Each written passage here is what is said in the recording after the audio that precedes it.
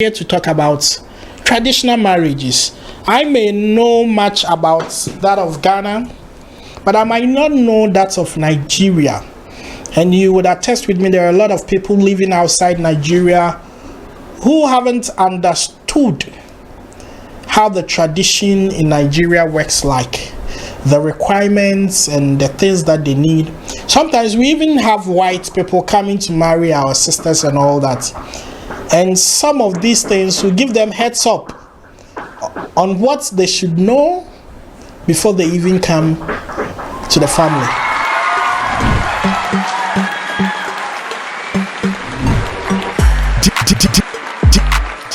DJ Paco Rich. Yes, people, welcome to the channel. My name is DJ Paco Rich, right here live here with my only sister from the fatherland, Nigeria. And today we are once again, when it's Tuesday, it's time for Queen's Pride to get onto the channel and give us some exclusive education, exclusive lessons from Nigeria, and I've also had a bit of it from Ghana. Today we are going to talk about traditional marriages in these two countries. We are African people, we be Africans. Where say before Ojibo go come Africa, we were already getting married and we had our own way and beautiful way of going in for marriages. There might be a few changes and all that, but still we have to stick to what the tradition demands. So today we are here to touch on some few. We have different tribes and how they approach their marriages and all that.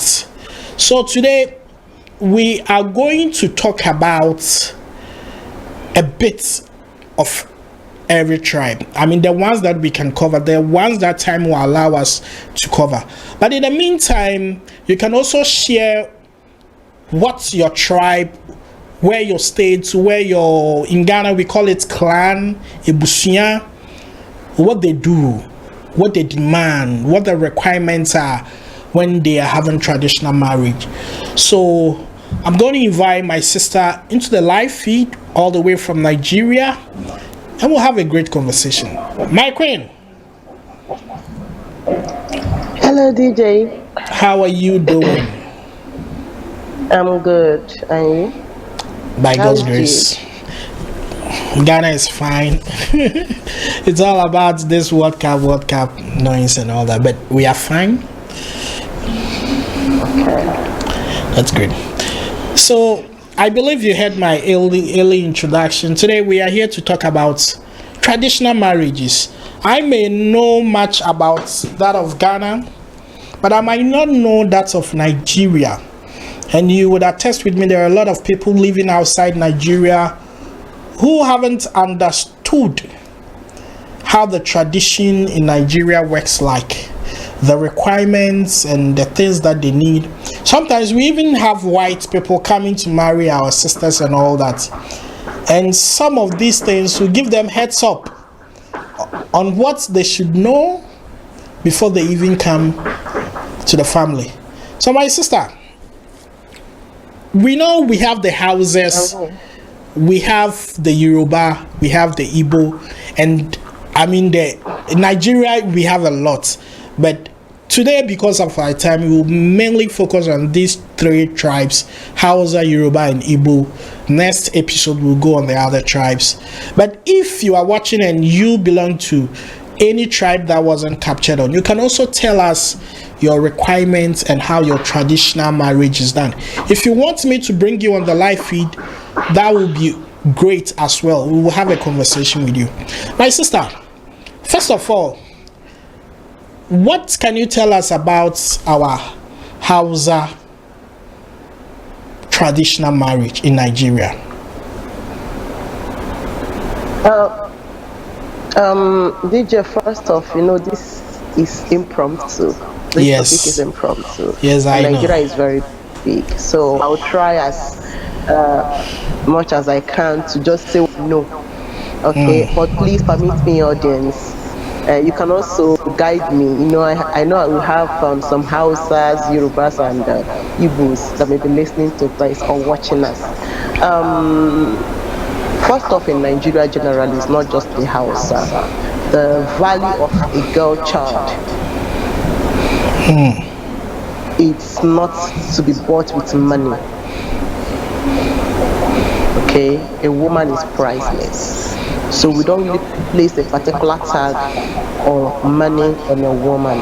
All these are just for ceremonial necessities. Okay, so for the Hausas are very simple.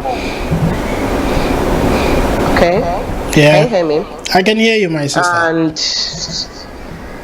their marriage is mostly out of religion, like Islamic religion or Christianity, because majority of them are Islam. We also have the minority that are also Christians, but their marriage is less expensive, unlike some other tribes. Now, when a man sees a woman, wants to marry the woman, first off, there should be respect. The man is meant to seek permission, okay, Yeah. from the family of the woman, that's the bride to be. And once that is done, what the family of the bride would do is to try and send out people or representatives to investigate. I have some Hausa friends who are married, so I'm talking from what I know. Though I may not be 100%, but this is what they do. They normally send out, they want to investigate to find out exactly the kind of a man coming to seek for the hand of their daughter in marriage, whether the man is a good person, what kind of job does he do, what is his true religion and his practices, what are his bringing patterns, the kind of parental upbringing he had, and his parents. Is he a human being or a ghost?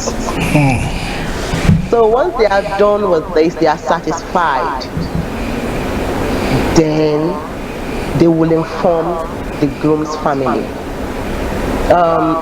to actually proceed. This is called an informal acceptance. So they will reach out to the man. So once the man is aware that the family of the bride, that they've accepted informally, because there is no official thing done, what he will now do is to send some representatives, maybe his parents, maybe his friends, as in his elderly people, guardians, but his elders, his family must be there. He will send them as a representative to go to the family of the woman to now officially ask for the woman's hand in marriage. Did you understand? So I when they are going there, understand they go what we perfectly. call the kudu nema auri. They go what kudu nema auri. Yes, it means money for proposal. Okay. They also go there with some gift items, because it's always good for you to give gift items when you are going there. They go with items like kola nut. Kola nut is very important in the Hausa community because it is a spiritual tool, it's a spiritual material. Then we also use kola nut to bless people, so that's why you go with kola nut. You can go with sweeteners, some sweets, cakes, all these things that are very nice, because marriage is Yeah. sweet and you want your marriage to be sweet. Then you can also go with salt. Salt is very important. Salt represents a lot of things. It's a spiritual material. You use salt for purification. So to purify the marriage, you also use salt to preserve the marriage, because salt can be used as a preservative. You also use salt because salt is also a sweetener. When you add salt to something, it becomes sweetened. So that is what you go with. Then when they now get there, the family of the bride will now discuss with them. At that point in time, there is what we call the gizua. The gizua is a form of approval, like telling the groom's family, yes, we have accepted your proposal. You understand? And they'll also Yeah. entertain the groom's family. Then after that, they will now start a proper negotiation. Okay, there's something we call the sadaki. Sadaki is like bride price in Yeah. Hausa community, Hausa land.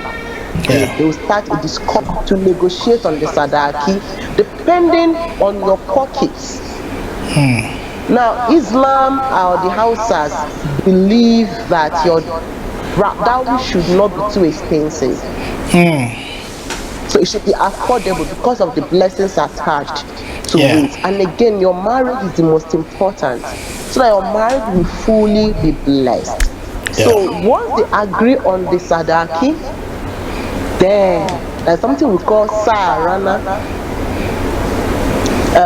Sarana is a form of gathering to set a date. Some of them will go home, discuss with their family members to pick the appropriate date for the wedding proper. The wedding is called the fatia. Fatia, that's the wedding. Yeah. Okay, so we do that for they now set the wedding. Then once it's done, everybody will now know, okay, the day of the wedding is feast. That's fatia. Now before the day of that wedding, remember that this the groom and the bride will be seeing each other. Okay. There is something we call zenche. Zenche is a form of courtship in Hausa land. I see. But it's an open courtship, so that you'll be able to know the woman and the woman will know you. Wow. However, you are not allowed to have a romantic journey. There is no intimacy allowed. Of course, it's not be allowed because it's open. No There's always sex. somebody that will accompany the No groom. sex. You mean no not sex? at all. Yes. You sure say No all of them? kissing, no You sure smoke. say all of them they abide by it? I am not sure, but I'm just telling you what should be done. Oh, I see. So we call it venture, like courtship. So after that, the process of wedding arrangement will begin. But before the protocol, some call it wuni. Yeah. Is a day set aside for only women, that's female friends or the female members of the bride's family. All of them will go to the bride's home, bride's father's house. That place they will stay and have fun, because that's going to be their last day together before the marriage proper. Is it something like the bridal shower that in modern days we have? Is it something like that? No, not yet the bridal shower. On that day, you've heard of the henna, that stuff they used to prepare. Yeah. The henna. Can you hear me? Yeah. Yeah, when they prepare henna now, the henna is made then like a design to be used to design the lady's arms, the palm, the hands, the legs. Also, the bridesmaids will also be designed. However, theirs won't be as elaborate and sophisticated as that of the bride to be, because you don't want to look more beautiful or more attractive than the bride to be. Oh, I see. That's what is done on that day in preparation for the main day, the fatia. Now, on the day of the fatia, there is something about Hausa people or the Hausa traditional marriage. Yeah. Unlike some other tribes, marriage is mostly between the groom's family and the bride's family, not between the groom and the bride. It's shown in the groom's family and the bride's family. And on the day of the fatia, the bride stays inside a room with the bridesmaids, the mother, and the women that came for the marriage. Women are not allowed to be in the place that they are negotiating and discussing the marriage proper. Oh. No. Only the bride's family, the men, and the groom's family, the men, and the priests. Okay, that will be discussing. Then the female, the women will be inside a room, an indoor place. Let me come in there with the woman. Let me ask a question there. Okay. I heard you made mention of the priest. With the houses, is it no more of a malam or a sheikh or something? Of course, that's the imam. Okay. Of course, that's their priest. A priest is a priest, irrespective of the religion. Well, you know, when you mention a priest here, relatively, we connect it to, Catholic and, so I wanted the viewers to be clear on that side that it's actually an imam rather. An imam, yeah, an imam. All right. So we can. An Islamic and a Muslim priest. Okay. Then for the women, they are inside, indoors. Yeah. That is where they now prepare the woman. They will advise the woman. They will shower the woman with words of wisdom, advising the woman on how to live in her home.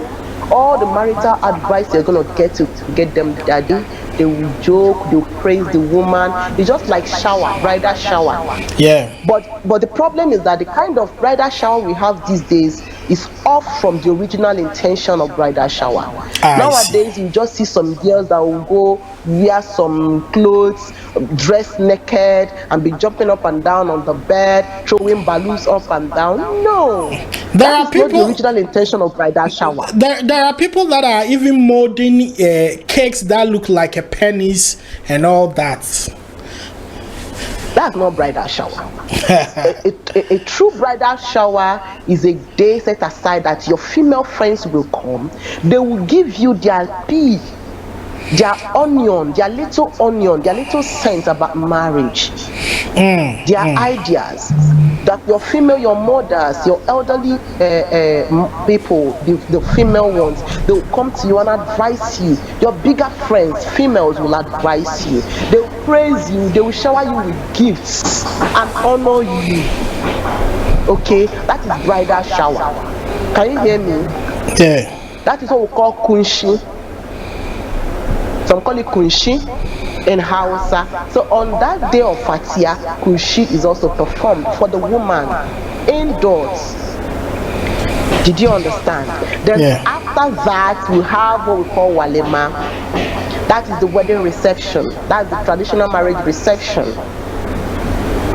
Now, after the marriage reception, to add color to it, in some communities, there is something we call Kamuna Maria. Amaria now, you know, Amaria is a beautiful wife. Yeah. So Kamuna Maria is like catch the bride. Is a period whereby the groom's family will now start negotiating with the bride's family. I getting me? Yeah. To release the bride for them. Well, like after ceremony kind of event for fun. Well, you know, that kind of a thing. It also happens in other tribes.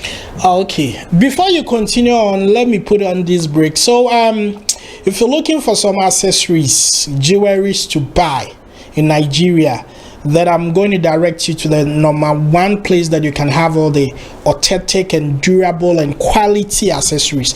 That is Queen's Jewelry, and you have the number right there on your screen. We've done 17 minutes of this conversation. Yes. So Queen, I think what we're going to do is that we're going to do this one exclusively to the Hausa marriage. Then after that, we'll come back to do that exclusively for the Yoruba. Then we do exclusively for Igbo. Then we continue on with that series. So I think we've done almost about 17 minutes. If we can quickly move on to the list and the requirement to wrap it up for the Hausa people, that would be awesome. So people, this is where you can get your jewelries in Nigeria. The number is right there on your screen. Pick it up and hit Queen's Pride up. And also she's on YouTube as Queen's Pride. Subscribe to the channel. She has a lot of content, great content for you there. So Queen, let's continue the journey. All right, Liz, for these Hausas, the Hausas, in terms of their list is not really that well known because of their uniqueness. You know, Hausas are not the kind of they are a very special group of people. Yeah, they don't like displaying things out there. Yeah, I get me. But for the list, that list is what can be brought that day. I get me. That was what I explained earlier on. That before that Fatia is feast. Yeah. There is something we call the Kayan Auri. Yeah. Some call it Kayan Zanse. That is the marriage list. It can be cosmetics, salts, cola, bags, jewelry. The list depends on the affordability and the uniqueness of the community in particular. So each community is different from other communities. So there is no peculiar thing that they will say, okay, all of you must get this. No. So it varies. It varies. Yes. So like I was saying, after the marriage proper, the woman will now be sent home. We call it Kaya Maria, whereby the family of the bride will escort the bride to the grooms.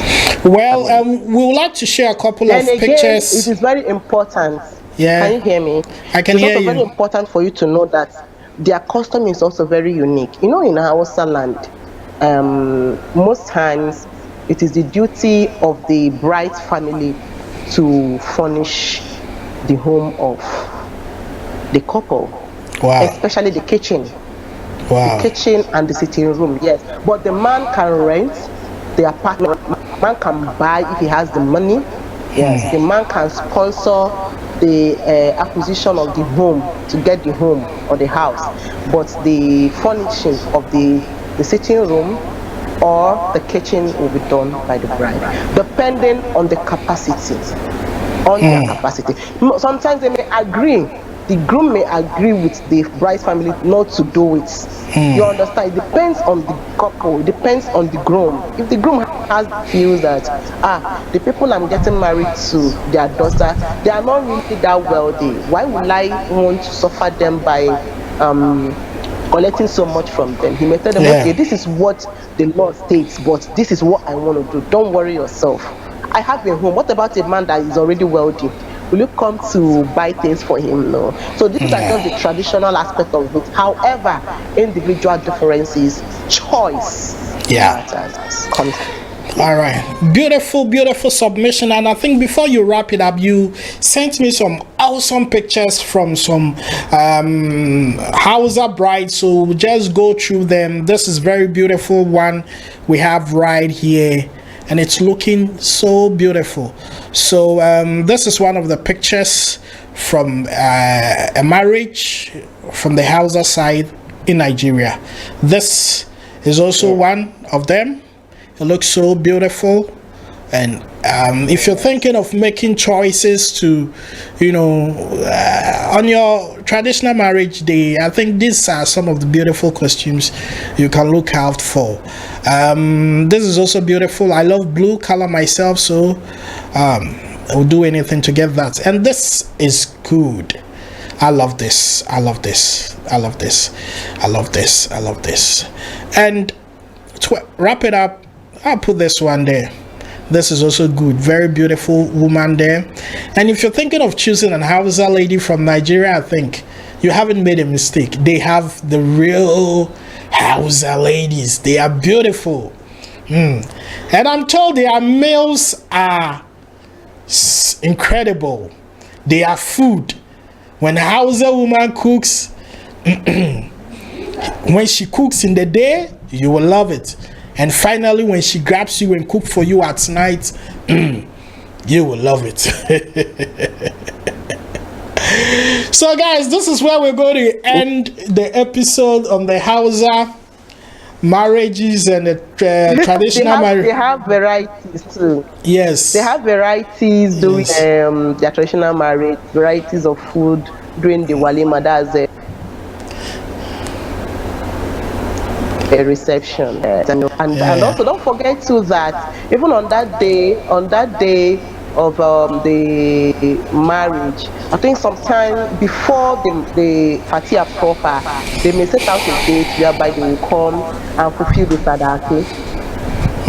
Okay, so individual thing have gifts by the bride's family. All right. When the grooms they presented theirs, so that is very unique. All right, brilliant submission there. 23 minutes down, we are good to go. So my people, if you also have a different suggestions or inputs or contribution, or if you also know something, the comment section is just for you. Tell us about what you also know about Hausa marriages, some of the unique experiences in Nigeria Hausa marriages that you love.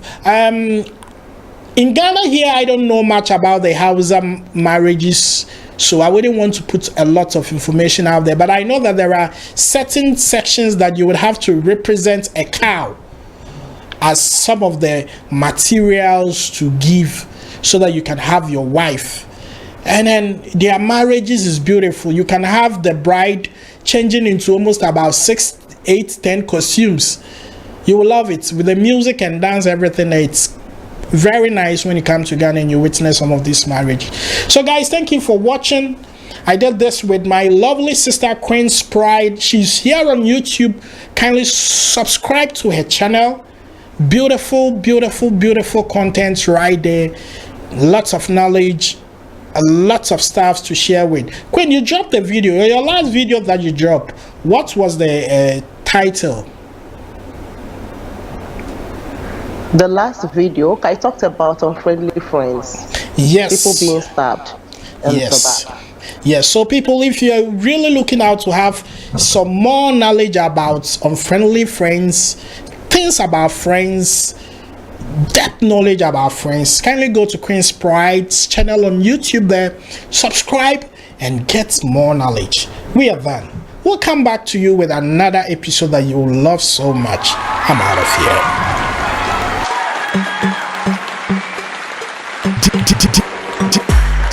DJ Paco Rich.